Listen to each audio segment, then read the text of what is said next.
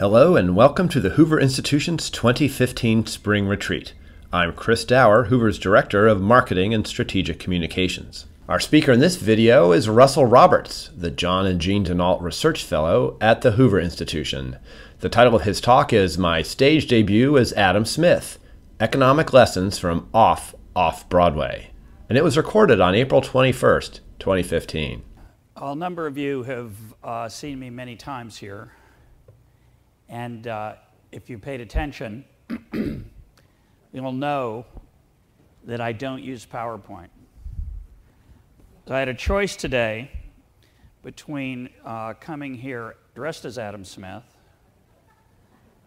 and the PowerPoint version of that, and I decided to go with the PowerPoint. So something about discretion being the better part of valor, I don't know. So this will be a creative experience for me. John said something about stretching and getting out of your comfort zone. This experience I had on stage was way out of my comfort zone, which I'm going to tell you about. And it started, I was contacted by Edward Einhorn. Edward Einhorn is a very creative person in New York City, a theatrical person he writes children's books, he writes operas, he wrote a requiem about the Czech Revolution and Václav Havel that debuted at the Czech Embassy in Washington, D.C. And he decided to put together what he calls an economic vaudeville, which was a rotating set of 15 acts or so that would play for 3 weeks off-Broadway in New York City. And he asked me if I wanted to be a part of that. And I thought, well, absolutely. Why would I? This is like I said to my wife, I think this is a big mistake. She said, you were born for this. Well, it's probably a wife's loving encouragement. I think it's a bit extreme, but I apologize. I wasn't able to scan this, but you might be able to see. This was the cover of the program. You can see there are 4 economists on trapezes. It's Milton Friedman, Karl Marx, John Maynard Keynes, and Paul Krugman. And what these 15 acts were different offbeat, strange things about economics, songs, dance, skits, monologues. And so Edward invited me to create something for this, and I thought, well, Adam Smith would be perfect. And I didn't think for a minute about the fact that 8 minutes, which is what he told me I could have, which is what the acts were, 5 to 8 minutes, and they were surrounded by economic activity, auctions, and other things he ran, that the MC ran at this event. It was a very creative, unusual evening. But what I didn't think about is that, I can stand up and I can talk right now. If you said, you have 4 to 5 hours to talk about Adam Smith, I think I could probably do that without any problem. But it's like I think it's Winston Churchill who said, I can talk for hours, but a 10-minute speech will take me a long, long time to create. So to make an 8-minute theatrical experience was very challenging. And I ran into some other problems because I realized I couldn't just teach something that was mildly entertaining. I had to inspire and touch the heart. So I want to give you some of the flavor. So that's my friend. These are some of the other acts that were in the economic vaudeville in Money Lab. This was Love and Greed. This was a cabaret act. This woman sang in German and English, changed her clothes on stage twice, which was quite impressive and somewhat appropriate for my children in the audience who came to one of the performances. Not too bad. There was a striptease called, I think, The Meat Market, which didn't play during any of mine, so my kids missed that one. There was, this was a skit called Letters to Engels, which was magnificent. This was Karl Marx performing a mini opera, reading the text of letters he wrote to Engels, begging him for money because his wife wanted better clothes and a nice vacation. It was really quite spectacular. This was something about the economics of the Wizard of Oz. I didn't see it. This was a really fabulous Broadway show tune called I'm Bullish. And I don't have I don't have a picture of it, but twice, I performed 3 times, by the way. I did a Tuesday matinee, a Sunday matinee at 2, a Sunday night performance, and a Monday night performance. One of my kids said I should have sat out one of the Sundays and let my understudy, my youngest son, play Adam Smith. But I did all 3 performances like a trooper. I'm joking, but of course, it is true that to perform twice, even if it's Off-Off-Broadway, which is what this was called, is really a intense experience. I can't imagine what it's like to play Jean Valjean twice in one day. Once would be exhausting. Twice in the same day is incredible. So these were some of the things I was up against, and I was trying to figure out, what should I do here to try to not be out of place. So I thought, well, maybe I should perform in yellowface, and just impersonate Adam Smith. But I realized that was not a good idea. I thought about singing some Robert Burns. Now, somebody here last time when I talked about Adam Smith quoted a Robert Burns poem to a louse. Is that woman here? Anyway, there's a great connection between Smith and Burns. Robert Burns, of course, wrote Old Lang Syne, wrote many wonderful poems. Many of them were set to music, and I thought, what could be better than singing a song? So I thought about singing a song that I think Smith influenced Burns, which is A Man's a Man for All That. It's a beautiful song. I'll give you the first verse here. It goes like this. Is there for honest poverty that hangs his head and all that? The coward slave, we pass him by, we dare be poor for all that. And it goes on. The problem is, it's a beautiful song. Thank you. It opens, it's often sung at the opening of the Scottish Parliament. You can see it online. You can hear people sing. It's a beautiful tune. But when you have lines like, our toils obscure and all that, the rank is but the guinea's stamp, the man's the gowd for all that. I'm going to have an annotated second performance. So that's not going to work. So ultimately, it only had 6 minutes. So ultimately, I had the following idea. What if Adam Smith could come back alive and talk to us for 5 minutes? What would he say, right? And I thought, well, that's a good idea. That's got a little bit of drama, the idea that Smith had some message that hadn't fully been understood. But I couldn't think about, the most obvious thing would be to take some of the ideas from the theory of moral sentiments. Here I am in New York City. I'm very close to the financial district where this theater is. Be very appropriate to talk about our obsession with money, which Smith is very critical of, ironically perhaps, in the theory of moral sentiments. But I couldn't figure any way to make that dramatic in 5 minutes. So I decided to take a different approach, and I got an idea from Vernon Smith.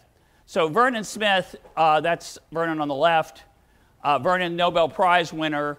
I interviewed him in front of a live audience with Jim Otteson, another Smith scholar, and we talked about, the name of that session was, Will the Real Adam Smith Please Stand Up? And we talked about Smith's views of human nature. And one of the things that Vernon pointed out, which I'd never heard before, I never realized, is that Adam Smith and Isaac Newton were alive at the same time. So Isaac Newton died about 4 years after Smith's birth. Of course, they didn't know each other. But his claim is that Newton had a huge intellectual influence on Smith, and I would then go on to point out, as an aside, that Smith went on to have a huge influence on Darwin. And you can think about this, Newton had this beautiful line, I can only see as far as I've seen because I've stood on the shoulders of giants. So in some sense, Smith was standing on Newton's shoulders because Newton was interested in the harmony of the heavens. And let's see if this works.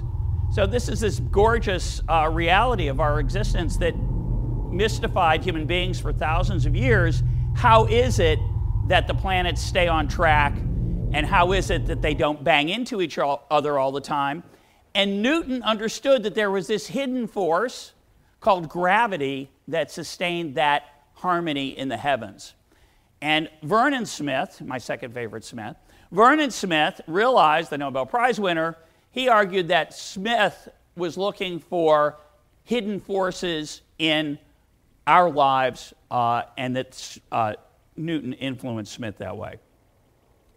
So I thought that was a great idea, and there were two kinds of harmony that I thought Smith was interested in. In my book, I talk about how it is that Adam Smith wrote these two books, The Theory of Moral Sentiments, which is about morality and virtue, and The Wealth of Nations, which is why is it that nations are rich and some prosper and some don't. And a lot of people think these two books are totally disconnected. And in my book, I try to explain why I think they are indeed written by the same person, which they are. But one of the things that ties them together, which I didn't write about, is this beautiful idea of harmony. So I want to give you an idea. I didn't talk about this in New York, but I want to give you an idea of the harmony that's in The Theory of Moral Sentiments, because I think it's such a beautiful idea, which is, how is it that we manage to get along? We shouldn't. We're self-interested. We are self-loving. We are each the center of our own solar system, our own universe. We really shouldn't be able to get along. And the metaphor I like to think about is an airport. If you go to an airport, you see people, what are they doing? They're either looking into their cell phone, they're looking into their laptop, they're reading a newspaper or a magazine, or they're gazing off into the distance. They're not talking to anybody. It's totally socially weird and unacceptable to go sit down next to somebody in a waiting area of an airport and say, "So, how are you today? Where are you headed?" It's like, whoa, right? The only people who are interacting are families, usually yelling at each other, right? People yelling at their kids because they're tired, hungry, have to go to the bathroom, whatever it is. That should be human existence. The flip side of that is a beer commercial. Think about a beer commercial. It's a bunch of people, 5 or 10 people, having a great time, talking and going back and forth. But the problem is, see, I like to hear myself talk. That's why I became a professor, right? I'm not so interested in what you have to say. I really like my voice, you see, right? And you're kind of the same way, right? You're kind of like me. You like to hear the sound of your own voice. So how is it that we can converse? How is it that we can make room for the other people? And to take an example of this, after my talk, let's say I think it goes smashingly well, which I'm inclined to think, right? So when it's over and you come up to me, my first thought is, wasn't that a great talk? But I don't say that. And if it doesn't go well, your first thought coming up to me is, boy, that was a big disappointment. But you won't say that. We have all kinds of social rules to make room for each other, to be gracious to each other, to be lovely to each other. And that is what Smith explores in The Theory of Moral Sentiments. The example he gives that's very, very powerful is, there's an earthquake in China. Millions of people are dead. Somebody comes in and tells you about it at work. Oh, that's horrible, you say. You might give something to the Red Cross. You're going to feel bad for a minute. And then you're going to go back to your life, and you're not going to think about it for a second. And what I say in my book is, you might be laying in bed next to your wife, and she says, terrible thing, that earthquake. And you say, yeah. And you go right to sleep like a baby. But if I tell you instead, this is Smith's example, you're going to lose your little finger tomorrow in an operation. It's going to have to be removed surgically. You're going to toss and turn, and you're not going to be able to sleep at night. You're going to be a wreck. Why? Because you care more about your little finger than millions of strangers. That's a difficult fact to accept, but I think Smith is right. You will be much more concerned about your little finger than what's going on in China. And then Smith says raises the puzzle, and this is the deep, extraordinary question. If that's true, if you care more about your little finger than millions of strangers' lives, why is it that if you were offered the choice, you could save your little finger if you're willing to kill a few million people, you would say no? That doesn't make sense, because your natural inclination is to put yourself first. And what Smith says is that if you do that, if you put yourself first, you will have no friends. You will not have the things that make life rewarding. If you do what comes naturally, which is to put yourself first, you will be very lonely. And so what Smith says is that inside us, along with this self-interest, self-preservation, self-love, is another force. And he says it this way: man naturally desires not only to be loved, but to be lovely. We have a deep desire inside us for friendship, for respect, for honor.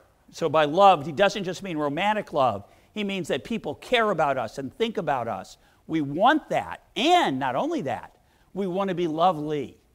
We want to be worthy of love, worthy of respect, praiseworthy, worthy of honor. And that is what gets us at times to step back and make room for other people. Now, we make mistakes. It's an incredible social dance, this harmony of our interactions, right? You often want to talk about your troubles, but if that's all you talk about, you won't have friends. You have to have time and energy for other people's problems. You want to crow about your successes, but if you crow to the wrong people, you will offend them. So we have a very intricate set of rules and norms that tell us that we learn, because nobody writes them down, and they're not explicit, and they're very nuanced and subtle, that tells us how to behave. And a lot of what Smith's first book, The Theory of Moral Sentiments, is about is how do we learn those rules and how well do we achieve them. As I said, it's not perfect. We make mistakes. We misread a cue. We miss invitations for intimacy. We cross lines that we didn't see.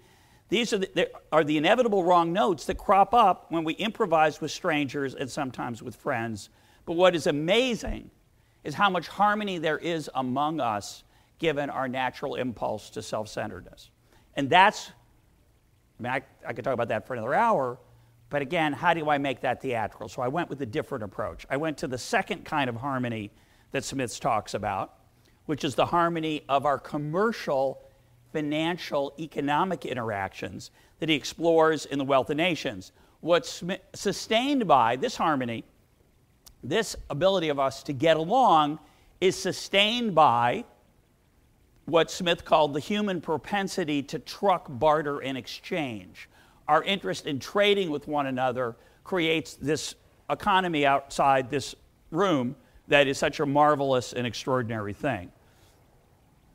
So I had an idea of getting this idea across with a poem that I had written, and I realized to make it theatrical, I stole an idea from The Man of La Mancha. Now, how many people here have seen The Man of La Mancha? Raise your hand. It's an extraordinary show, one of my top 5. It's an amazing, inspiring, moving, delightful show. So if you've seen it, you'll remember this. If you haven't, it's easy to understand. The musical opens in a prison with Cervantes, who is the Man of La Mancha, actually, not Don Quixote, but because the show is really about Cervantes. Cervantes, the author of Don Quixote, is in prison, and the prisoners are going to steal all his stuff, and he says, hey, I need a trial, and he wants to defend himself, and he defends himself by portraying the story of Don Quixote. And as he's on stage in the prison, he opens up his trunk, and he starts putting on his makeup, and his beard, and his mustache, and his hat, and his armor, and he transforms before our eyes from the author, Miguel de Cervantes, to the knight-errant Don Quixote. So I thought, I'm going to do a little version of that. So I came on stage dressed like this, more or less. I started giving a brief biographical sketch of Adam Smith's life, and while I did, I took off my jacket, and 2 stagehands came on while I was talking and put on a vest on me, which I buttoned, a long coat, which I got into, and then I turned around, and they put on the neck tie scarfy thing and a wig, and when I turned back around, I was Adam Smith. So that was a very fun thing to do, and a little tiny bit of stagecraft, and that's what I looked like. How I got the costumes kind of interesting. I gave, as I said, I went to Ball State University to do a live version of EconTalk with Vernon Smith and Jim Otteson called "Will the Real Adam Smith Please Stand Up?"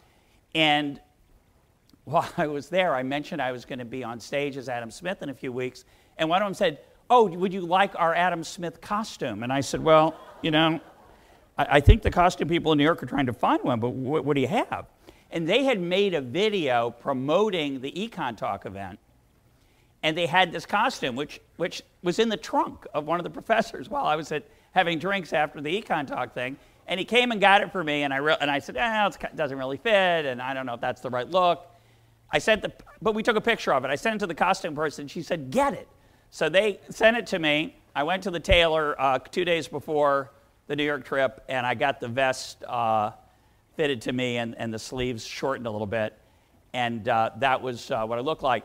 The New York Post, in its, they covered the show. They made a little story that the show was out there, and they featured me, stupidly, but what can you do, as part of the little mention of the show.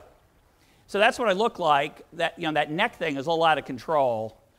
We tried to subdue it a bit. The wig turned out pretty well, I thought. The pants were my pants. I had some elastic breeches, which I declined to wear, but the pants happened to just match the color of the coat.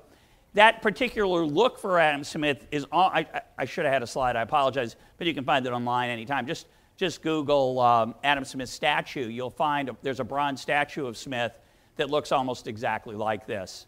I did go without the lace sleeves, but other than that, it's pretty accurate. And then after the first show, I did get into a little brouhaha with Karl Marx. I thought that was, what can you do? It's just part of life. So it was really, I'm having a good time talking about it, but it was really fun. It's really fun to be on stage, which is always fun, but it's really fun to be on stage with other performers. There was this ridiculous camaraderie between myself and the other people. I started to mention it before. I didn't have a picture of it. One of my favorite acts was before mine called the Dead Cat Bounce, which was a dance routine set to the jargon of the 2008 financial crisis. And, what people were doing up on stage, I looked pretty silly. That was kind of fun, but kind of goofy. But what people do on stage in terms of pouring their heart out and putting themselves out, the vulnerability of it is just amazing. And the people, the singers, they're so talented. The dancers are so talented. And we were paid $50 not per night, $50 total for our participation in this. That puts my hourly rate well below the minimum wage. So it was a violation, I'm sure. I don't tell anybody. But I decided to decline the $50, and I kept the wig. So that was my deal. The other issue I had to think about was whether to do a Scottish accent or not. So I spent about a week talking a lot in a Scottish accent, got on the web, practiced a bit. I think it would have been a decent Scottish accent. The problem was I couldn't figure out how to speak economics in a Scottish accent. It just was too weird for me. The cadences weren't mine. I had no idea how I would pull that off, so I just decided to let the costume do the work. So I came on stage, I turned around, so I was myself, giving the Adam Smith bio. I turned around, had the wig put on, turned back to the audience, and now I was Adam Smith, come back to life. And Edward Einhorn, the creator of this, he liked interaction. So I talked to the audience as if I were a visitor from Scotland, which of course I was, and how amazing it was that in New York City there were so many different kinds of bread. So I asked the audience to talk about all the different, to list their favorite kind of bread or what kind of bread they had seen. And then I mentioned the harmony, that there's so much choice, and that my desire for bread of a particular kind doesn't conflict with yours, and how my desire for dough to make the bread doesn't conflict with your desire to use dough for something else. I mentioned Venezuela. I didn't of course show this little video, but I want to show you. I don't know if you know, but in Venezuela, they've put price controls on bread, and they have, by doing that, they have broken the feedback loop that creates harmony in the bread market. This is what disharmony looks like. We don't even think about it. We take our harmony totally for granted. I like to use the Walter Williams line. Here's my relationship with my grocery. I don't tell them when I'm coming. I don't tell them what I'm going to want to buy. I don't tell them how much I want to buy of what I'm going to buy. But if they don't have it, I fire them, right? They have to totally anticipate my needs. So I didn't talk about this, but I found this on the web getting ready for this presentation. Socialism is where you wait on bread lines. Capitalism is where bread lines wait on you. And that really, that sums it up. These are pictures I took in Jerusalem when I was there a few weeks ago of just the profusion of bread that's available to us that we take for granted. The fact that when pizza got invented, there wasn't a bread shortage. Or to the modern version, on Super Bowl Sunday, which is the biggest pizza day of the year, you can still get a bagel. You can show up at your local bakery and you say, I'd like a dozen bagels. They don't say, it's Super Bowl Sunday. You can't get a bagel today. It's all used for pizza. All the dough went for that. We don't fight over it. We don't have to do without. Everything is waiting for us. And if you're gluten-free, you got that too, right? All the resources that pour into that, or low-carb dieting, say, all the resources that flow into that have to come from somewhere. How is it that that transition, that dynamism, and that change that takes place, why is it not more disruptive? So that's what this poem is designed to try to capture. So I'll recite the poem, and then I'll open it up for questions. If you look down upon a city with the widest bird's eye view, you might wonder how it functions. Who takes care of me and you? Who makes sure there's food for vegans and for carnivores as well? It seems like there's a wizard who has cast a magic spell. Just think of one small part. Who makes sure there's so much bread? You want rye, she wants ciabatta, or make it sourdough instead. A baguette or a croissant, it doesn't matter, don't you see? You get yours and she gets hers and I get mine. How can that be? One's buying a dozen bagels to grace an impromptu brunch. One's using food stamps for a simple loaf to make her children lunch. No matter the amount we require, no matter the choices we make, an army of workers has mobilized to fashion the bread we partake. The farmer who grows the wheat, the miller that grinds the flour, the baker and all the others who work hour after hour, they're all on their own, each making independent decisions, but somehow their plans fit together with the highest degree of precision. So there must be a czar of wheat and flour, of trucks and of bread and yeast to allocate and oversee and plan at the very least for the unexpected change. What if today's not like yesterday? It never is though, is it? So who keeps chaos away? Because there's order all around us. Things look as if they're planned, like the supply of bread in a city, enough to match up with demand. And though flour is used for more than just bread, we never have to fight over where it goes and who gets what. So why do we sleep so well at night, knowing nobody's in charge? It looks like all is left to chance. Yet in New York or London, as well as Paris, France, no one's worried the shelves will be empty. We take supply for granted. But it's a marvel, it's a miracle. The world's somehow enchanted. Of course, the result's never perfect, but the system's organic, alive. Over time, fewer people go hungry and more bread lovers thrive. And if you're allergic to gluten, there are sellers who work for you too. Your choices expand and what you demand is created and waiting for you. I have my tastes, you have yours. We each have our own urges, yet somehow there's no conflict. A harmony emerges. Our dreams can fit together like a quilt that someone weaves us. But there isn't a weaver of dreams. The reality deceives us. And here's the crazy thing. If someone really were in charge to make sure that bread was plentiful, with power to enlarge the supply of flour, yeast, and bakers' ovens too, would that person with that power have any idea of what to do? Could a minister of bread do even half as well? Would there be enough of every kind of bread upon the shelves? How could there? How could he know how much to make of each kind every day? There'd be shortages and surpluses and waste and much dismay. You might think the job is easy. If the top seller's rye, then for every variety, push production up that high. Then no one's disappointed. Bread eaters will rejoice when they see that every bakery is filled with so much choice. Bread eaters, yes. But help! The forgotten pizza lover cries, all the flour's gone to baking bread. There's none left for the pies of pepperoni deep dish, thin crust, and Sicilian. You've solved the bread challenge, sure, but create another million problems. No problem. We'll just grow lots more wheat. but that means less of something else that people like to eat, which only makes the puzzle of the harmony around us much more puzzling. This order, this peace, has to astound us. So many things we count on, yet no one's behind the curtain, no wizard, no controls, yet the supply of stuff near certain.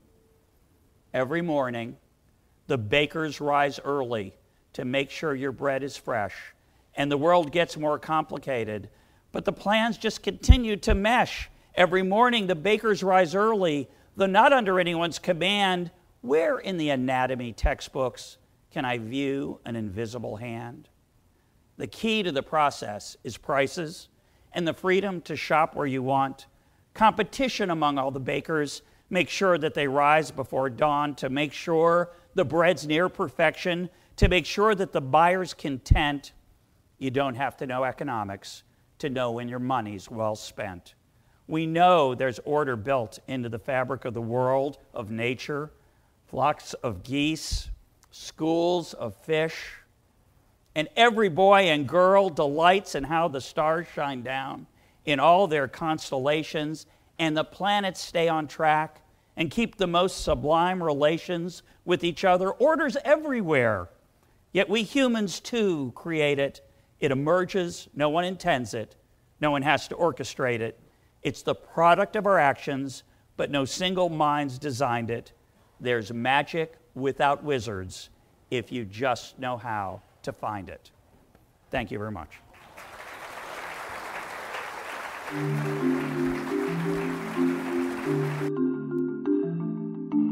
For more podcasts and chartcasts from the Hoover Institution, please visit hoover.org or Hoover's channels on iTunes, iTunes U, and Stitcher. I'm Chris Dower for the Hoover Institution. Thank you for listening.